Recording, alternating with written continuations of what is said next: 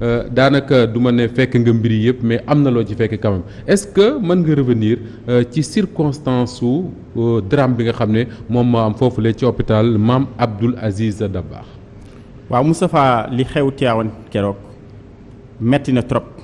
metti na ba fa metti yam ndaxte keroog ku dëkk Tivaouane boo demee ba yem ci mbir mi. sa yaram dafay daw ndax li lay njëkk a frappé mooy. ñi tegoon seeni doom foofu te toogoon ci suuf. ñu woo leen ni leen seeni doom safara si lakk na leen ba mu jeex. nga xool ni am doom méttee. nga xool ni nga xam ni yaay ak doom noonu la ñu jegee. képp kuy njaboot jour boobu am na lu la metti am na lu la metti ndax mënoon na daal ku nekk. ndax ñun Tivaouane yàlla dafa def ni benn hôpital boobu la département bi yëpp am. département Tivaouane. département Tivaouane. département Tivaouane yëpp benn hôpital boobu. benn hôpital Mame Abdou Aziz la am. te ñooñu sax bëri na ci ñoo xam ni. dëkkuñu biir Tivaouane maanaam ci dëkk yeneen yi nga xam ni.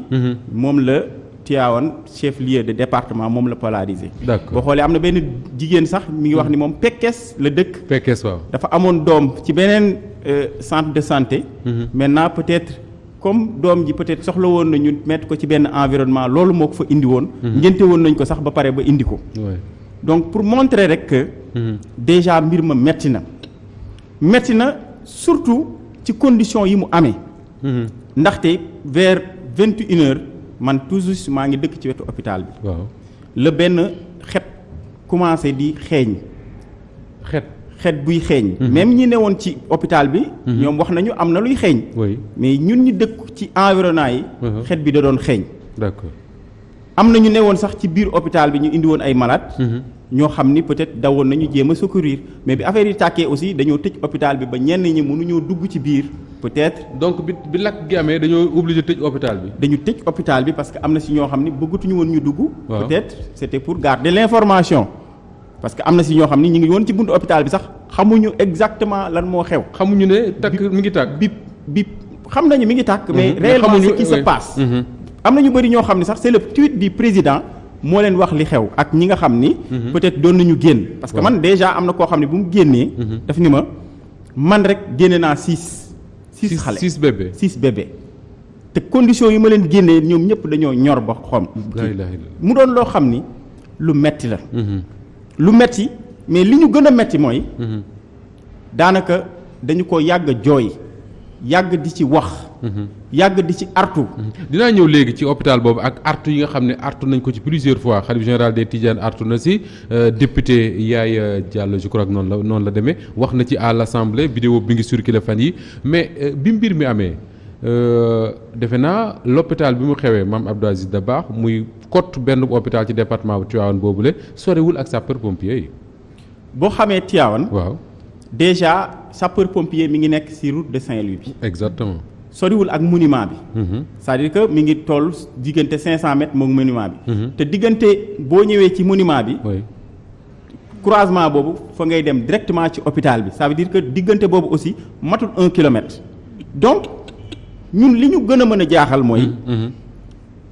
diggante boobu. nan la fi mbir mi mën a gaawee ba sapeurs yi mënuñoo tey fekk situation boo xam ni. mbir yi jeex na tàkk.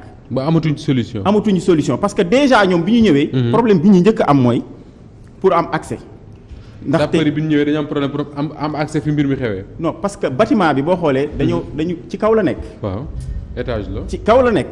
ñun loolu sax njëkk nañ ci wax pourquoi ñu def service bu mel noonu ci kaw. nga xam ni des fois ay jigéen ñoo xam ne bu ñu leen opérer bu ñu waree yéeg ci ay étage foo xam ne amul ascenseur. déjà loolu difficulté la ci ñoom. mais sapeurs yi am nañ problème accès ci kaw parce que ci kaw moo doon tàkk. donc il a fallu peut-être ñu defaat détour bi ci ginnaaw pour mën a am accès. waaw loolu doonoon na problème parce que également dafa am service yoo xam ni boo koy def. peut-être accès bi war nga ci sóor. ñi nga xam ni déjà dañuy am difficulté pour yegg fa. beneen bi mooy sapeurs yi bi ñuy yegg si. daanaka boobu c'était pour peut-être fay mbir mi mais les dégâts étaient déjà là parce que déjà tàkk na ba pare. ba jeex donc c'était pour fay li nga xam ni moo fa newoon. d'accord donc mooy li ministre bi wax. ak li ministre du moins li procureur bi wax xale génn fa. xale génn fa xale génn fa déjà le bilan qu'on nous présente ñun à notre niveau et les témoignages yi ñu am dépassé na ñoom li ñu wax et on demande à ce que ñu jox ñu les chiffres réels. parce que officiellement le bilan c'est 11 nouveau-nés ñoo ci ñàkk seen bakkan yow mi nga xam ne fa nga dëkk nga jàpp ne bébé génnul foofule te bu ñu xëy na bu ñu waxee dëgg mën na ko ëpp. xam nga déjà ñun bi ñu ñëwee rek. dañu commencé ni sauvé nañu ñett. waaw commencé woon nañu dégg loolu. mais li génn mooy foofu kenn génnu fa.